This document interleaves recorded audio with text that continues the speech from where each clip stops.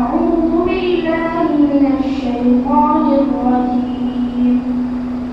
بسم الله الرحمن الرحيم. فإن آمنوا بمثل ما آمنتم به فقد اهتدوا وإن تولوا فإنما هم في شقاق فسيكفيكهم الله وهو السميع العليم. صبغة الله ومن أحسن من الله صبغة ونحن له عابدون. قل أتحاجوننا في الله وهو ربنا وربكم ولنا أعمالنا ولكم أعمالكم ونحن له مخلصون. أم تقولون إن إبراهيم وإسماعيل وإسحاق ويعقوب والأسباط كانوا هودا أو نصارى؟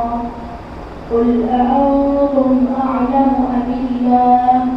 ومن أظلم ممن كتم شهادة عنده من الله وما الله بغافل عما تعملون. تلك أمة قد خلت لها ما كسبت ولكم ما كسبتم ولا تسألون عما كانوا يعملون. صدق الله العظيم. اللهم آنس وحشتنا في قبورنا. اللهم ارحمنا بالقرآن العظيم واجعله لنا إماما ونورا وهدى ورحمة.